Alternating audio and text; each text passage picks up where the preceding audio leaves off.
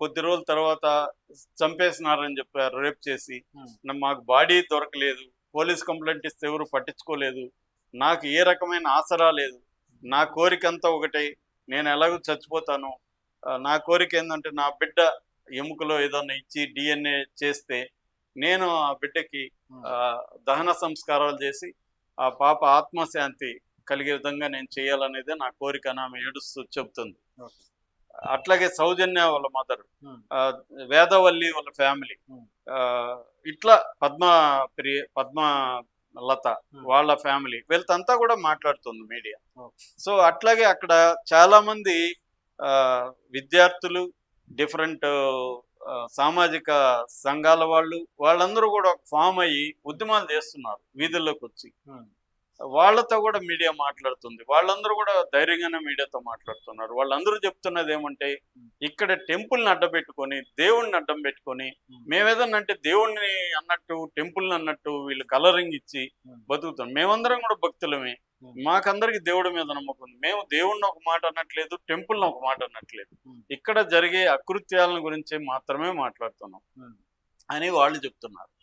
So ఇక్కడ ఏంటంటే రాజకీయాలను ఉపయోగించుకొని, వాళ్ళకుండే సామాజిక బలాన్ని, పొలిటికల్ పవర్ని ఉపయోగించుకొని దీన్ని కవర్ చేసే కార్యక్రమం కనబడుతుంది. ఇప్పుడన్నా సిట్ సీరియస్గా తీసుకొని చేస్తుందా అంటే ప్రజెంట్ అయితే చేస్తున్నట్టే కనబడుతుంది. మంగళూరు, దక్షిణ కన్నడ హెడ్ క్వార్టర్ మంగళూరులో సిట్ ఆఫీస్ ఓపెన్ చేశారు. ఎవరైనా వచ్చి సిట్కి చెప్పచ్చు అని చెప్తున్నారు. చాలా మంది కంప్లైంట్ చేస్తున్నారు. ధర్మస్థల సంబంధించి రోజుకు ఒక కొత్త స్టోరీ బయటకు వస్తుంది. ఈరోజు కొన్ని షాకింగ్ విషయాలు బయటకు వచ్చాయి. ఒకటేమో గత 4 రోజుల నుంచి, ఈరోజు 5వ రోజు, 28వ తారీఖు నుంచి సిట్ అక్కడ ఇతన్ని తీసుకెళ్లి ఈ దళిత స్కావెంజర్, అతని పేరు భీమా అని పేరు పెట్టింది మీడియా. భీమాను పిలుస్తున్నారు అనమాట. అసలు పేరు ఎవరికి తెలియదు కానీ ఏదో ఒక పేరు ఉండాలని చెప్పి భీమా అని పెట్టారు. సో ఈ భీమా అనే వ్యక్తి నిన్న కూడా చూపించాడు. 4 రోజుల నుంచి అతను చూపిస్తున్నాడు. ఫస్ట్ 2 రోజులు ఏం దొరకలేదు. 3వ రోజు ఒక ఎర్ర నౌక, ఒక పాన్ కార్డు, ఒక ఏటీఎం కార్డు, ఒక ఐడి కార్డు దొరికాయి. 4వ రోజు 2వ రోజు దొరికింది. 3వ రోజేమో ఒక పార్షియల్ స్కెలిటన్, అంటే మొత్తము లేదు, దాదాపు 16 ఎముకలు దొరికినట్టుగా చెప్తున్నారు.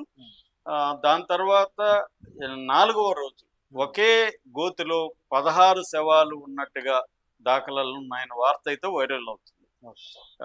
సో అన్ని శవాలు ఉన్నాయా అక్కడ అనేది తెలియదు. అదొక యాంగిల్. రెండవ యాంగిల్, ఒక సంస్థ దీని మీద నాగరిక సేవా ట్రస్ట్ వాళ్ళ దాని చైర్పర్సన్ మాట్లాడింది ఒకటి నేను ఇంటర్వ్యూ కూడా చూశాను, కన్నడలో ఆయన మాట్లాడారు.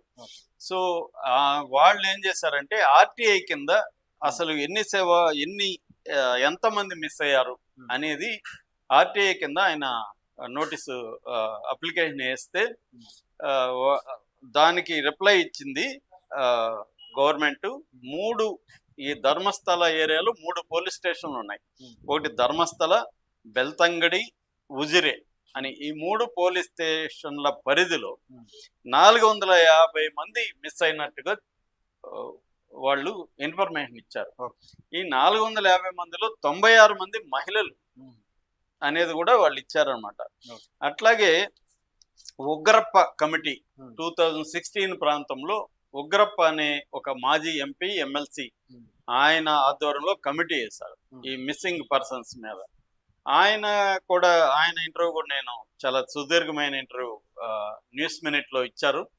ఆయన కూడా ఏం చెప్తున్నారంటే ఇది వాస్తవమే, ఇప్పుడు ఈయన చెప్పేది కాదు, ఇంతకు 10 రెట్లు ఇక్కడ జరుగుతున్నది, ఆయన మిస్సింగ్ జరుగుతుంది అని ఒక వార్త వచ్చింది. నెక్స్ట్ అంశం ఏంటంటే లంకేష్ అనే ఒక పత్రిక ఉంది, అది ట్యాబ్లాయిడ్.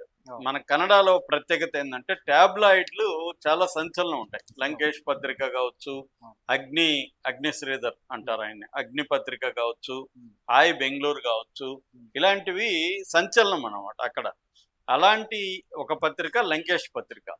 ఈ లంకేష్ అనే వ్యక్తి, ఆయన డైరెక్టరు, రైటరు, ఆయన స్థాపించిన పత్రిక కాబట్టి లంకేష్ పత్రిక అని వచ్చింది. వాళ్ళు కవితా లంకేష్, గౌరీ లంకేష్ అని 2 కూతుర్లు ఉంటారు.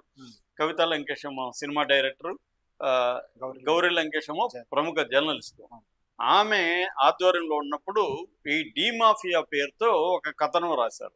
ఆ కవర్ పేజీ మీద మనం చూడొచ్చు, ధర్మస్థల మాఫియా అని ఉంటది, చిన్నగా డి మాఫియా అని కూడా ఉంటది.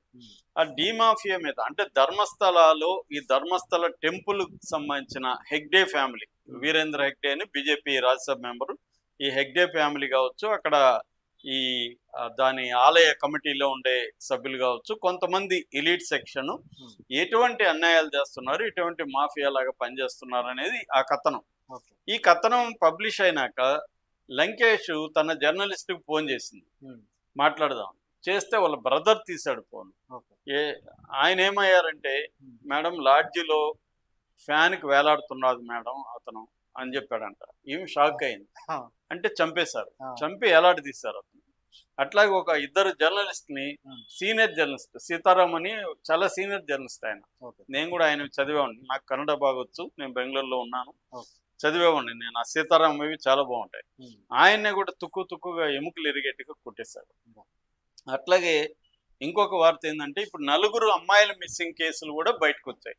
వేదవల్లి, పద్మలత, సౌజన్య, అనన్య భట్, ఈ 4 అమ్మాయిల మిస్సింగ్ కూడా వచ్చాయి. వీళ్ళ మీద కథనాలు కూడా న్యూస్ మినిట్, నిన్న మన తెలుగు బీబీసీకి సంబంధించిన బండ్ల సతీష్ అనే జర్నలిస్ట్ కూడా అక్కడికి వెళ్ళి ఆయన అందరితో మాట్లాడి చెప్తున్నారు. అక్కడ ప్రజలు కన్నడలో చాలా మంది మాట్లాడి నేను విన్నాను మొత్తం ఇంటర్వ్యూ. వాళ్ళు క్లియర్గా ఏం చెప్తున్నారంటే, ఈ భీమా అనే వ్యక్తి చెప్పిన దానికంటే ఇంకా చాలా చాలా సేవలు ఉన్నాయి సార్ ఇక్కడ. మేము ఇంతకుముందు మాకు టాయిలెట్లు ఉండేవి కాదు, మేము అడవిలోకి వెళ్ళేవాళ్ళం, ఈ నేత్రావతి ఒడ్డుకే టాయిలెట్లకి వెళ్తే మాకు చాలా చోట్ల ఎముకలు కనపడేవి, ఎందుకంటే పందులు అటువంటివి అక్కడ అడవి జంతువులు వాటిని తవ్వి తీస్తాయి, ఆ ఎముకలు ఎక్కడ చూసినా మాకు కనబడతా ఉండేవి.